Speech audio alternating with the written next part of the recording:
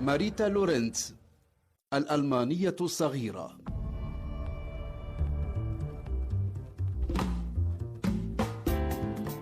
في يونيو من العام 53 برز إلى الواجهة في جزيرة كوبا اسم فيديل كاسترو، الذي قاد مع شقيقه راؤول كاسترو وتشي جيفارا وكاميلو سينفويغوس الثورة التي أطاحت بنظام فولخنسيو باتيستا. استرسلت تلك الثورة متدرجة على مدى عدة سنوات. كان المناخ الدولي العام مطبوعا بأجواء الحرب الباردة بين المعسكر الشرقي يقوده الاتحاد السوفيتي والمعسكر الغربي تتزعمه الولايات المتحدة الأمريكية. عيون واشنطن مركزة على ما يجري في جزيرة كوبا القريبة من حدودها. كل المؤشرات لديها تشي بأن الثوار الذين يقودهم فيديل كاسترو ماضون إلى إقامة نظام شيوعي في الجزيرة. في محاولة للاحتواء فيما يبدو، بادرت الولايات المتحدة الأمريكية إلى الاعتراف بالسلطات الجديدة في هافانا، بل إن الرئيس فيديل كاسترو زار الولايات المتحدة الأمريكية والتقى ريتشارد نيكسون نائب الرئيس آنذاك. وكان فيديل كاسترو سعيا منه إلى تفادي ضربات سياسية واقتصادية أمريكية قد كلف أحد البرجوازيين المعروفين برئاسة الحكومة. كان الجانبان في الظاهر على الأقل يحاولان الحفاظ على هدوء استوفى كل مقومات الانفجار.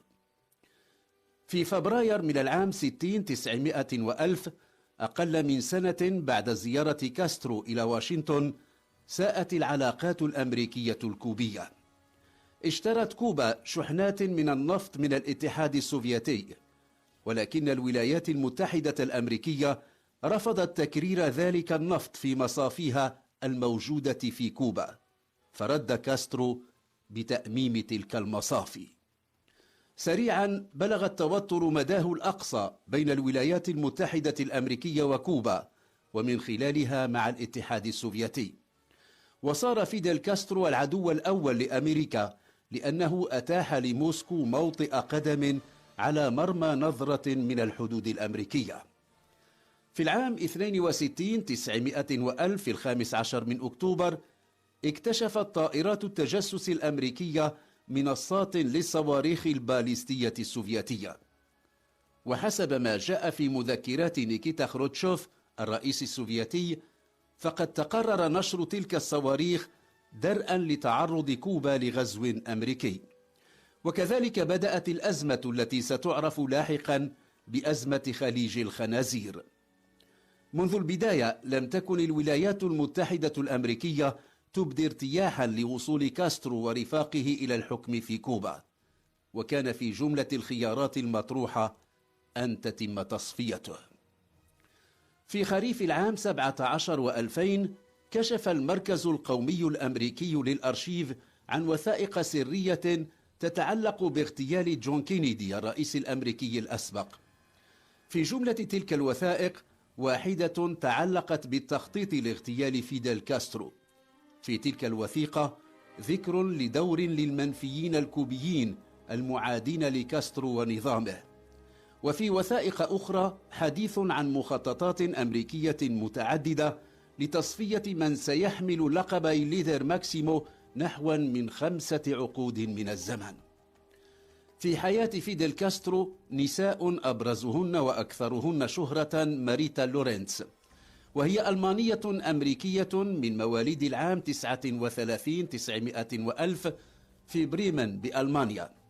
كان والدها هنريش لورنتز قبطان سفينة تجارية، وكانت أمها الأمريكية أليس جون راقصة وممثلة.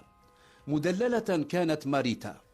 وبعد افتراق والديها وبعد فترة أمضتها في أمريكا، صارت تعشق الرحلات البحرية على متن الباخرة برلين باخرة أبيها.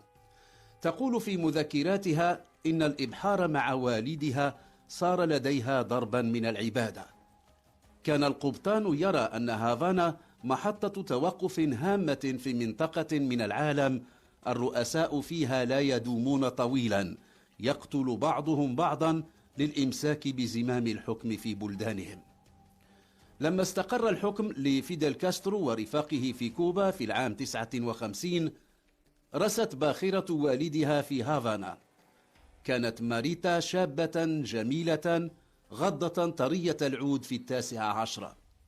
تذكر أنها وهي تتأمل الميناء من أعلى الباخرة رأت رجالا على متن قارب يقترب، وما أن رسى حتى جاء أولئك الرجال وقالوا إنهم يرغبون في الصعود إلى الباخرة. تبين لها أن أطولهم قامة هو فيدل كاسترو قائد الثوار الذين أطاحوا بنظام باتيستا. كانت ماريتا دليل كاسترو والذين معه في اكتشاف الباخرة من قاعة المحركات في العنبر إلى السطح. تقول وهي تتحدث عن كاسترو إنها لن تنسى تلك المرة الأولى التي نظرت فيها عن قرب إلى ذلك الوجه الجميل، وإنها أحست وكأنها انخرطت في مغازلته. كان شابا في 32 يكبرها ب13 سنة. وقعت في حبه منذ الوهلة الأولى، ومنذ لقائهما الأول اتخذها عشيقة. عادت إلى نيويورك حيث كانت تقيم، وبعد فترة اتصل بها فيدل كاسترو وأرسل إليها طائرته وطلب منها المجيء إلى هافانا. لازمته 8 أشهر ونصف من مارس حتى نوفمبر 59 900 وألف. كان يدللها ويناديها الألمانية الصغيرة. تقول إنها كانت تقيم مع فيدل كاسترو في الجناح 8 في الطابق 24 من فندق هيلتون. في الطابق ذاته تقول ماريتا في غرفتين متجاورتين كان يقيم راؤول شقيق فيدل كاسترو وتشي جيفارا الطبيب والثوري الكوبي المزداد في الأرجنتين. الشابة غارقة في حب قائد الثوار الكوبيين. كان يقول لها إنها السيدة الأولى، ولكنها تعترف بأنه لم يعدها قط بالزواج، وبأنه قال لها ذات مرة إنه متزوج كوبا وإنه لذلك لن يتزوجها. كانت تعلم بمغامرات عاطفية أخرى لفيدل كاسترو، ولكن مغامرتها معه استمرت. قبل انصرام تلك الشهور التي أمضتها في جناحه في الهيلتون أبلغته بأنها حامل. بدا أنه لم يعر الموضوع اهتماما يذكر، وكانت هي بسبب ذلك الحمل تعيش حالة نفسانية متدهورة. ثم بدت لها مغامرتها غير واضحة الأفق. خلال أزمتها تلك التقت في فندق ريفيرا بفرانك ستيورجيس، وهو أمريكي من أصول إيطالية، كان من مناصري الثورة الكوبية قبل أن ينقلب ويرتبط بالCIA المخابرات المركزية الأمريكية. التقط فيما يبدو إشارات الأزمة التي تعيشها المرأة الشابة، وعرض عليها أن يخرجها من الجزيرة، ولكنها رفضت. لم تكن تعرف شيئا عن صلة ستيورجيس بالمافيا، إذ كان من يحمي مصالحها في عالم الكازينوهات، ولا عن علاقته بالديكتاتور باتيستا. أبلغت فيدل كاسترو بلقاء هذاك، وكان رده أن نهاها عن اللقاء به ثانية. في أكتوبر من العام 59 900 وألف في نفس فندق الهيلتون حيث كانت تقيم مع فيدل كاسترو انهارت بعد أن تناولت كوب حليب. وقعت أرضا ثم فقدت الوعي، ولما استيقظت وجدت نفسها في غرفة في مستشفى علمت فيما بعد أنه مستشفى روزفلت في مانهاتن. قالت ماريتا إنها لا تعرف تفاصيل الذي حدث لها ولا من قام بتخديرها ولماذا. كان لحظتها لغزا محيرا. قالت إن الذي تعرضت له حدث بينما كان فيدل كاسترو غائبا، وإن أحد أقاربه تولى نقلها إلى المستشفى ثم رتب رحلة عودتها إلى نيويورك. لعل ماريتا لم تكن حينها تعلم الكثير عن عالم التجسس. لما أفاقت من غيبوبتها اكتشفت أنها فقدت حملها. قال لها الكوبيون إنها أجهضت، ولكن الأطباء الذين تولوا علاجها في نيويورك قالوا إنها أخضعت لعملية قيصرية وليس لعملية إجهاض. خلال فترة النقاهة التي كانت تمضيها في نيويورك، زارها رجال من الاف بي آي، الشرطة الفيدرالية الأمريكية، وكانت معهم أمها الممثلة وعميلة المخابرات الأمريكية منذ ما بعد نهاية الحرب العالمية. حكوا لها قصصا فظيعة ومرعبة عن فيديل كاسترو، ولم تكن أمها تكف عن الحديث عن اعتداء فيديل كاسترو على ابنتها واستغلاله سذاجتها. في مذكراتها التي نشرت بعنوان "كنت الجاسوسة التي أحبت كاسترو", تقول ماريتا لورينتس إنهم بمرور الوقت استطاعوا كسب ثقتها. كانت نفسيتها المحطمة الثغرة التي ولجوا منها، وكذلك قبلت الانضمام إلى الحركة المعادية لكاسترو. تقول في مذكراتها إنها انضمت إلى تلك الحركة مرغمة، ثم إنها التقت مرة ثانية بذلك الأمريكي ذي الأصول الإيطالية فرانك ستيورجيس، الذي كان فيديل كاسترو قد نهاها عن اللقاء به ثانية، ولكن لقاءهما تم هذه المرة في نيويورك بعيدا عن كوبا، ولكن ليس عن عيون كاسترو.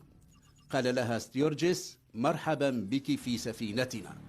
وسوست لنفسها بأنه يعلم أنها صارت جاسوسة أمريكية، وستدرك بعد حين أنه من سينقل إليها التعليمات.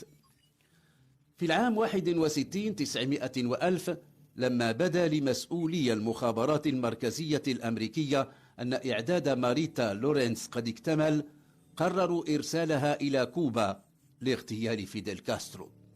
كانت عشيقته ربما المفضلة، ولم يكن ولوجها إلى غرفة نومه مما سيستعصي عليها. لم تكن هناك حاجة إلى تزويدها بمعدات لاقتحام إقامته، ولن يثير دخولها أدنى الشكوك في محيطه. كانت تحتفظ بمفاتيح الجناح 8 400 و2000 في الطابق 24 من الهيلتون، وهو الجناح نفسه الذي ظلت فيه مع فيديل كاسترو لأكثر من 8 أشهر. وصلت إلى هافانا ليلا، قصدت الفندق ودخلت الجناح. لم تتحدث قط في مذكراتها عن اعتراض أي كان لسبيلها، وفي روايتها: "لم يمر وقت طويل حتى دخل فيديل كاسترو وفاجأها بسؤال لم تكن تتوقعه: هل جئت لقتلي؟ كان يبدو على علم بمخطط الاغتيال الذي أعدته المخابرات الأمريكية. أخرج مسدسه وناولها إياه، أمسكته وصوبته إلى رأسه.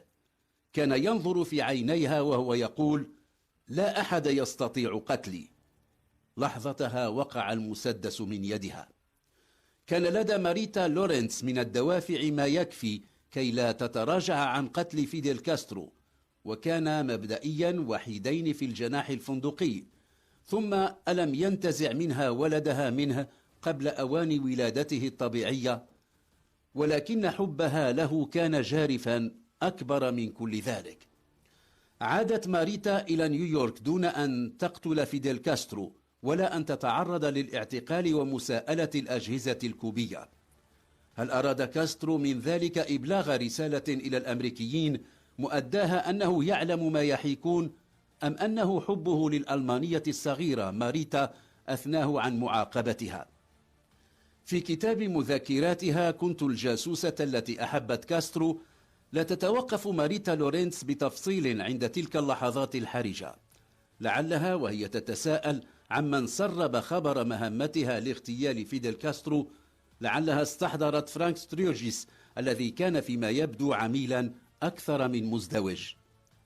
عدا هذا الارتباط بفيديل كاسترو، يرد اسم ماريتا لورينتس في ملف اغتيال الرئيس الأمريكي جون فيتجيرالد كينيدي في دالاس في 22 من نوفمبر 63 900 وألف.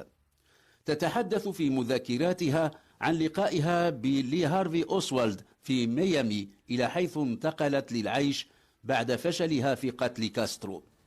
تقول إنها لم تثق به، وإنه أوسوالد كان مشاركا في اغتيال الرئيس كينيدي، ولكنه لم يكن الوحيد الذي أطلق النار. تكشف في مذكراتها أنها قبيل عملية الاغتيال تلك شاركت في عملية نقل أسلحة من ميامي إلى دالاس، وأن جاك ليون روبي كان في انتظار الحمولة. كان جاك روبي مالكا لأحد الملاهي الليلية في دالاس، ولكن اسمه سيصير على كل الألسن بعد أن قام يومين بعد اغتيال الرئيس جون كينيدي بقتل لهارفي أوسوالد منفذ عملية الاغتيال. قيل إن تصفيته كانت لإسكاته إلى الأبد. ظلت ماريتا متمسكة بقناعتها بأن اغتيال الرئيس الأمريكي ال35 كان نتيجة مؤامرة، وأن البنادق التي حملت من ميامي إلى تكساس كانت موجهة لتنفيذ عملية الاغتيال. هي عملية لغز لم تنجلي بالكامل أسرارها وخباياها.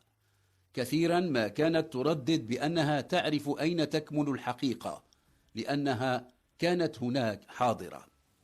في العام 78 900 وألف استمعت إليها لجنة في مجلس النواب حول اغتيال الرئيس كينيدي، ولكنها لم تأخذ بأقوالها. في 31 من غشت 19 و2000 وقد أكملت عامها 80 توفيت ماريتا لورنتس في أوبرهاوزن في ألمانيا. هنري كومتينانت الراهب. لم تكن عائلة كومتينانت عائلة مغمورة في نيث، بل هي ذائعة الصيت. اشتهرت هذه العائلة بأنها في القرن ال19 أنشأت قناة تينانت لنقل الفحم والمعادن التي تستخرج من مناجم جنوب ويلز إلى سوانزي. لم يكن في الواقع شقا لقناة جديدة بقدر ما كان تطويرا وتوسعة لقناة كانت موجودة منذ القرن ال18. تولى هذه التوسعة في العام 18 800 وألف جورج تينانت، وكان من وجهاء المنطقة. تنامت حركة الملاحة والتجارة كما كان يتوقعه. حدث ذلك قبل أكثر من 100 عام عن ميلاد هنري كومتينانت الذي رأى النور في نيث في العام 13 900 وألف. في كتابه بطل ويلز المجهول، جندي جاسوس راهب، حياة هنري كومتينانت، يقول المؤرخ والكاتب البريطاني برنارد لويس إن والدة هنري كانت ناشطة سياسية ووسيطة روحانية معروفة، وإن هنري ولد من علاقة لها خارج إطار الزواج مع جيرالد، وهو أخو رئيس الوزراء السابق آرثر بلفور. ويمضي برنارد لويس إلى أن العشيقين قررا إنجاب طفل، وكان تأسيسا على معتقدات اعتنقاها يتوقان إلى أن يجعل من ذلك الطفل المسيح المنتظر، وأنهما سيتلقيان من أجل ذلك مساعدة من عالم الأرواح. بدت النباهة على هنري منذ صغره. يقول الكاتب برنارد لويس عن طفولته: لم يكن هنري الطفل من ذوي الأجساد الكبيرة، فهو لم يتفوق أبدا في الرياضة، وكان صبيا هادئا ونحيلا، ولكن لديه إرادة حديدية ورغبة في العمل. كان هنري متفوقا في دراسته التي تابعها في مدرسة أيتون وفي جامعة كامبريدج الشهيرة، وإلى ذلك المسار الدراسي الناجح كان يزيد نصيبه من الثروة المتوارثة في عائلته. في العام 34 900 وألف، وكان في 21، كانت ثروته تقدر بما يعدل الآن ب3 ملايين جنيه استرليني، وكان ما يتلقاه سنويا من تعويضات يقدر ب4000 جنيه استرليني. في العام 36 900 وألف التحق بالحرس الويلزي الذي تأسس في العام 15 900 وألف بأمر من الملك جورج الخامس، وهو من أفواج ما يعرف بحراس القدم في الجيش البريطاني. وقد شارك الحرس الويلزي في معارك الحرب العالمية الأولى، وتم نشره في فرنسا، وبقي هناك حتى نهاية الحرب. ويبدو أن هنري تينانت الجندي الشاب لم يكن مرتاحا وقرر ترك الجندية. نحن في أواخر ثلاثينيات القرن العشرين. في العام 39 900 وألف اندلعت الحرب العالمية الثانية، فقرر أن يبقى جنديا. سنجده محاربا في هولندا وفي فرنسا. من العمليات الهامة التي شارك فيها أثناء وجوده في هولندا أنه ساهم في تأمين طريق يفضي إلى ميناء هوك أوف، وهي الطريق التي سلكتها العائلة الملكية الهولندية أثناء هروبها بعد اكتساح قوات ألمانيا النازية الأراضي الهولندية. أسبوعين بعد ذلك كان هنري تينانت في فرنسا يشارك في عمليات عسكرية لوقف تقدم القوات الألمانية في غابات بولونيا. كانت عمليات يائسة ولم يصمد المقاتلون في وجه الزحف النازي. ثم إنه شارك في عملية إجلاء آلاف من جنود الحلفاء من دونكيرك. حدث ذلك في العام 4900 وألف. كانت معركة دونكيرك بالنسبة للألمان معركة لم تحقق الأهداف التي رسمت لها، وكان ذلك من الإشارات المبكرة لخسارة ألمانيا النازية الحرب. هي عملية إنقاذ لأكثر من 338 ألفا من الجنود البريطانيين والفرنسيين. في وصفه لتلك العملية يقول وينستون تشرشل رئيس وزراء بريطانيا في خطابه الذي اشتهر بمقولته سنقاتل على الشواطئ، قال إنها كانت معجزة. لعل الجندي هنري تينانت لم يكن لحظتها يظن أنه يشق طريقه نحو عالم الاستخبارات والتجسس. العمليات التي شارك فيها في هولندا على الطريق إلى ميناء هوكوف، أو في غابة بولوني على مشارف باريس، أو في دنكرك شمالي فرنسا، كل تلك العمليات كانت عمليات خاصة واستثنائية. أثناء مشاركته في واحدة من تلك العمليات في فرنسا وقع أسيرا في قبضة الألمان واقتيد إلى معسكر فاربورغ، وهي بلدة تقع على نهر ديمل في شرق شمال الراين فيستفاليا. تمكن هنري تينانت مع نحو 30 من الأسرى من الفرار من معسكر فاربورغ. يروي برنارد لويس أن هنري وعددا من رفاقه في الأسر تمكنوا من قطع التيار الكهربائي بما أخرج الكاشفات الضوئية عن الخدمة.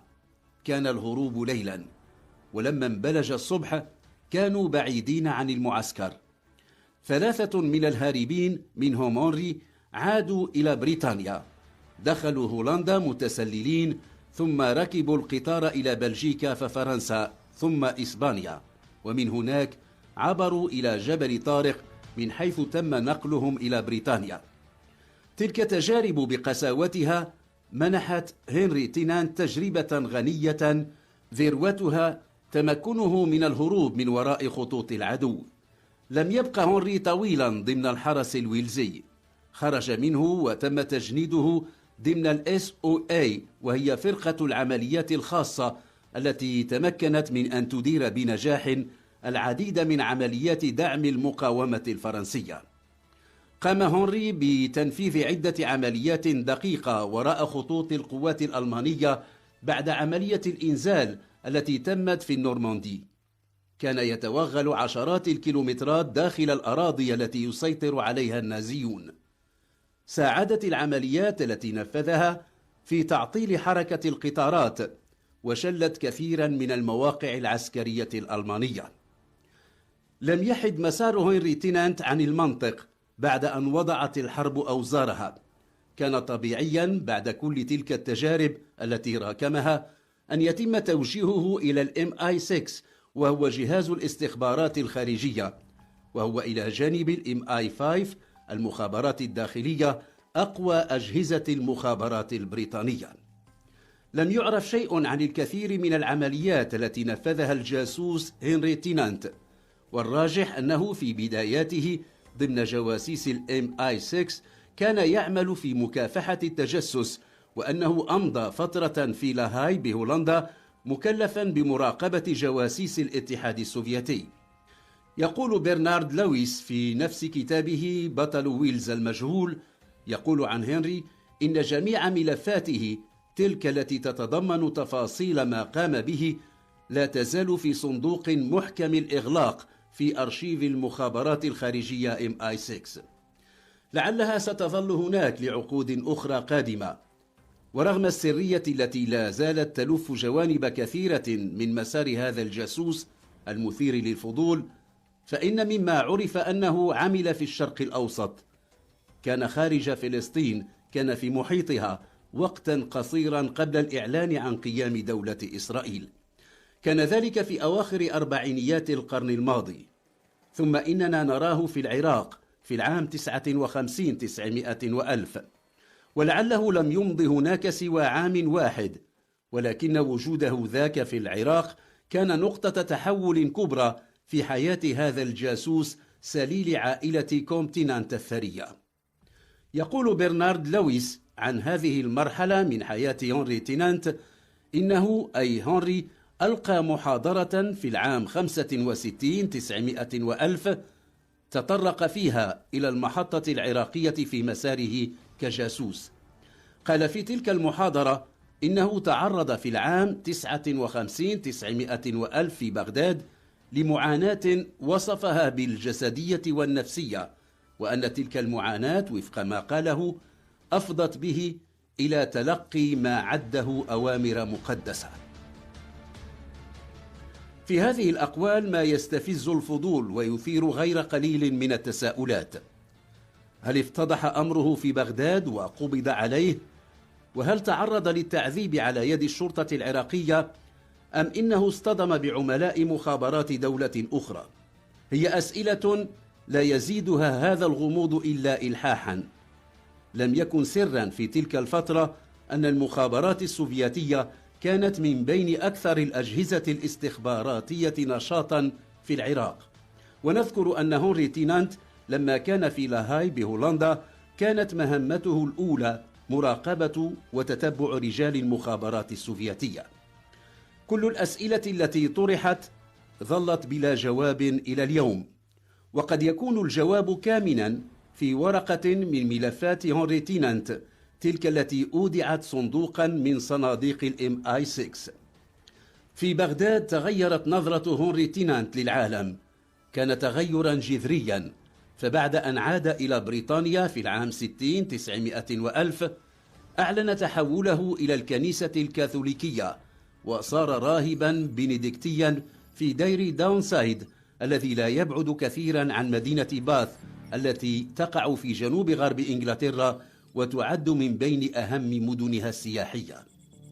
النظام البنديكتي في الكنيسة الكاثوليكية ينسب إلى القديس بنديكت، ويتكون من مجتمعات رهبانية مستقلة يحافظ كل واحد منها على استقلاليته. ومما يميز أنشطة الأديرة البنديكتية فضلا عن توفير مناخ مناسب للحياة الروحية لرهبانها حفاظها على الحرف التقليدية والمهارات الفنية وعلى الثقافة الفكرية والمخطوطات القديمة داخل مدارسها وفي مكتباتها. هو ذاك العالم الجديد للجاسوس الإنجليزي هنري تينانت، توارى فيه ومعه الكثير من الأسرار وكثير من تفاصيل تبقي على غموض حوادث كثيرة. ما الذي حدث في بغداد في العام 59؟ هل هي سقطة لهنري الجاسوس أم هي إرهاصات لتحقق ما أرادته والدته يوم سعت إلى الحمل تريد ولدا تنبأت وفق معتقداتها أنه سيكون المسيح المنتظر؟ ربما كان فيما حدث شيء من هذا. فيما نقله برنارد لويس عن هنري حديثه ذات محاضرة عن معاناة جسدية ونفسية أفضت به إلى تلقي أوامر مقدسة. تلك أقوال راهب. قد يكون هنري تينانت سعى إلى أن يجعلها حدا فاصلا بين ماضيه كجاسوس وحياة الراهب التي تحول إليها. قد يكون. ربما جاء النبأ اليقين بعد أن تفتح صناديق الMI6 وتخرج إلى العلن تلك الملفات التي ضمنها هنري تينانت تقاريره عن كل مهماته كجاسوس. لم يتحدث هنري ثانية عن ماضيه، وظل متواريا في ديره إلى أن توفي في العام 89 900 وألف. وجوه من الظل.